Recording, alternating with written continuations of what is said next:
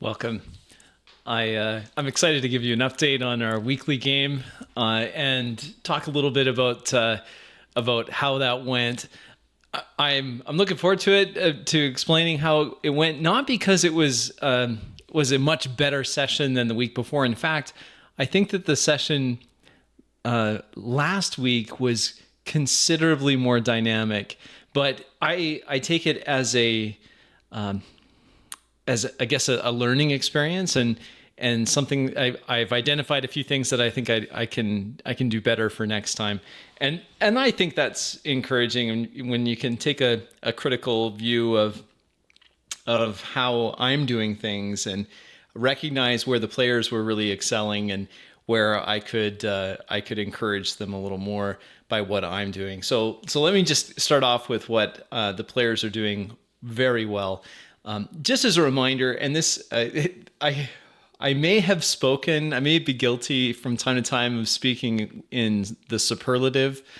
Like I want my characters to be in character, or my players, excuse me, to be in character 100% of the time.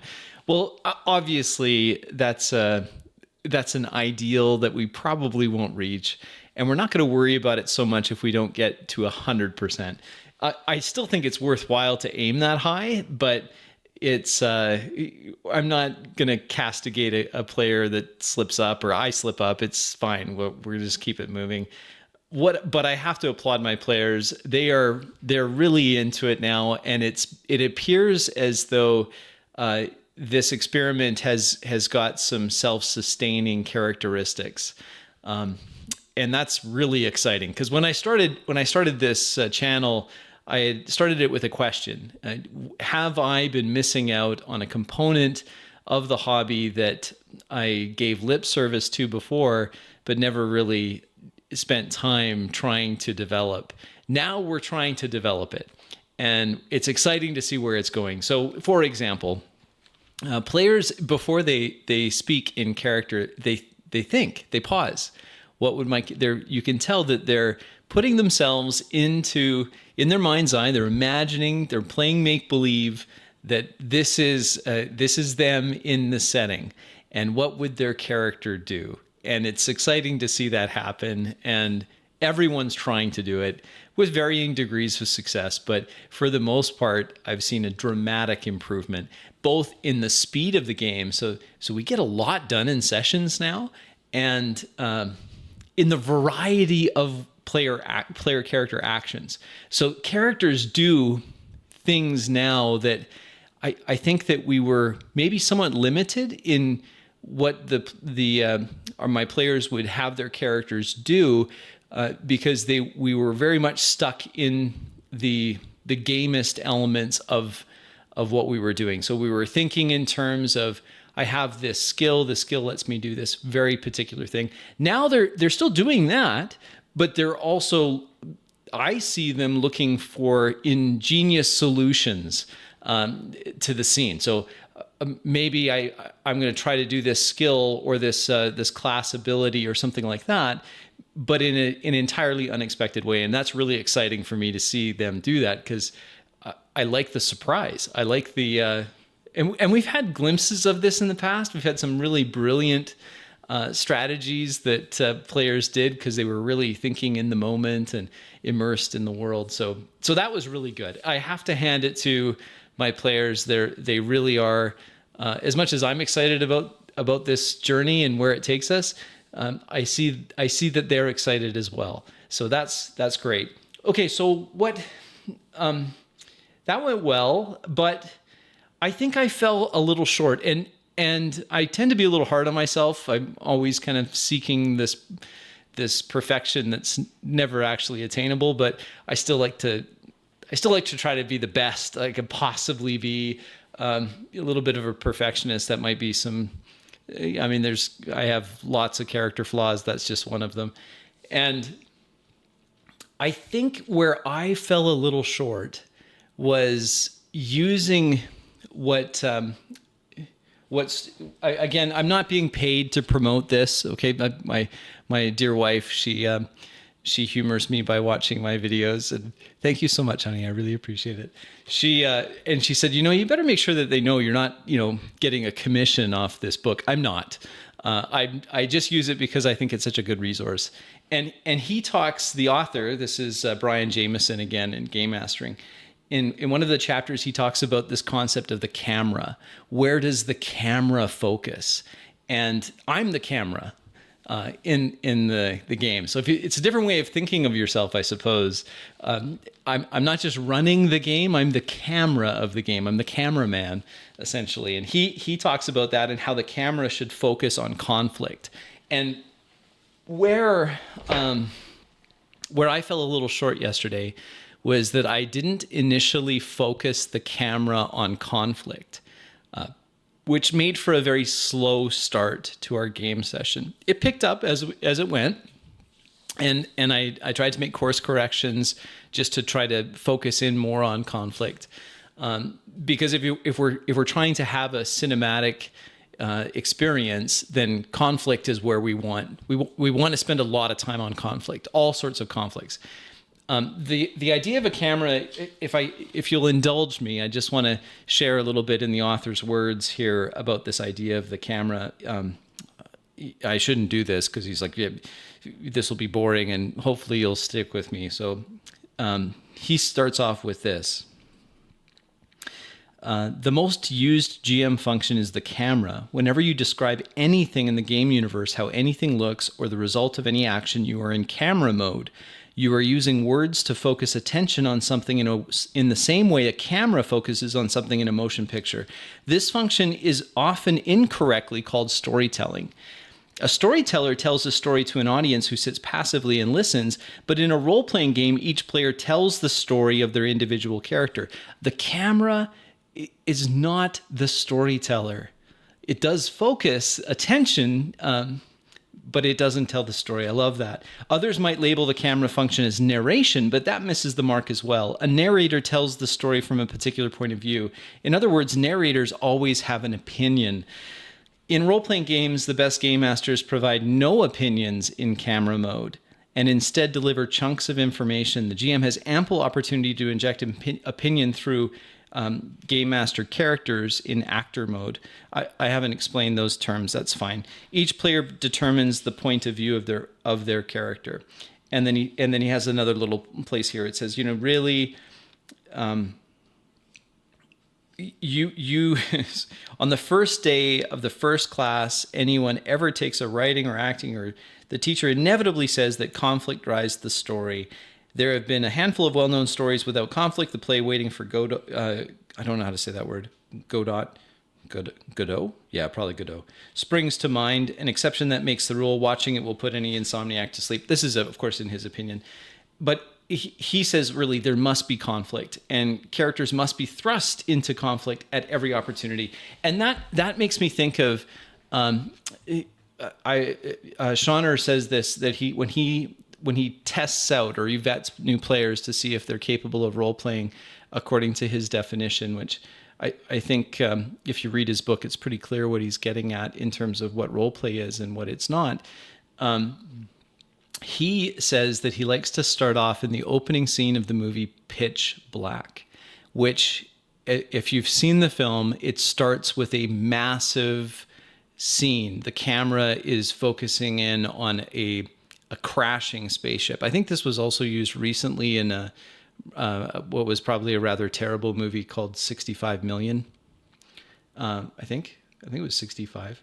It was with Adam Driver. I didn't actually see it. But at any rate, it starts with some major calamity.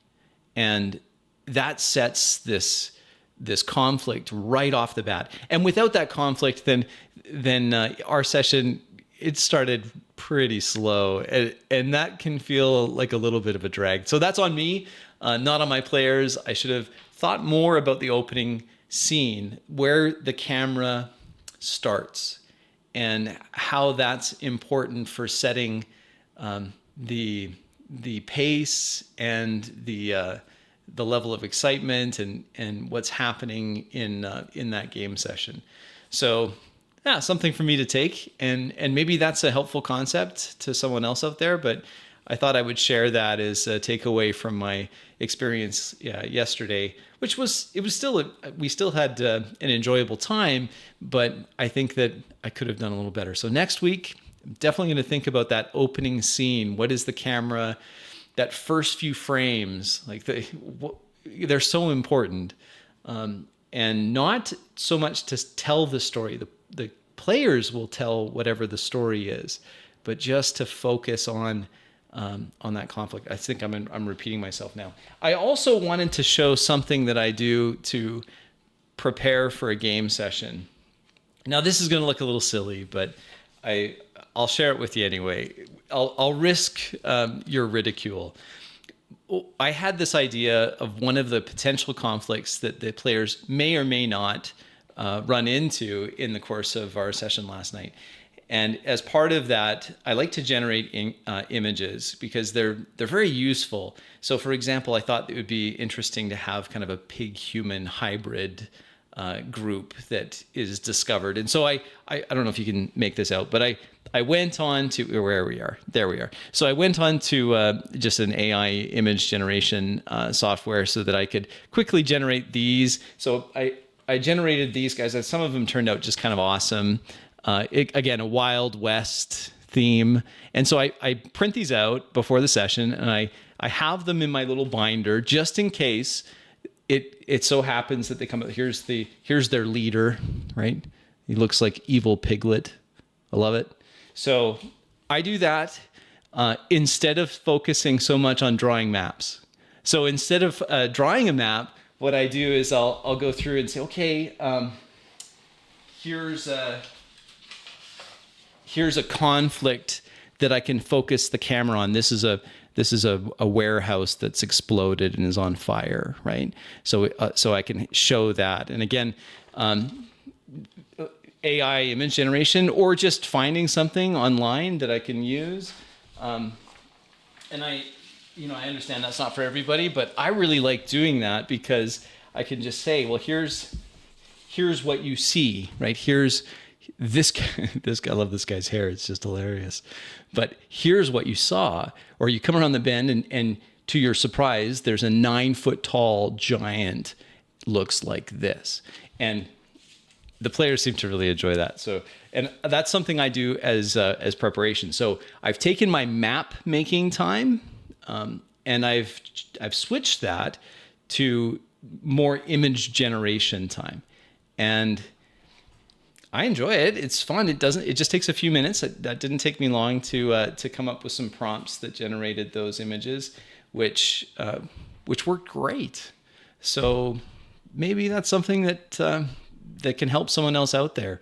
I do really appreciate the comments from my last video. I've read them all.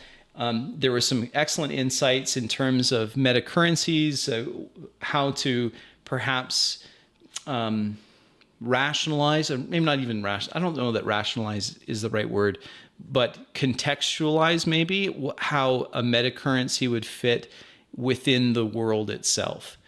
For example, one of the comments was from Elias, I think your name is. I'm sorry if I'm getting that wrong. Elias, who said that maybe it's not so much that the NPCs that are now reactive negatively to the players. It's not on the NPCs' part. It's more that the players are down on themselves because they've had some bad luck.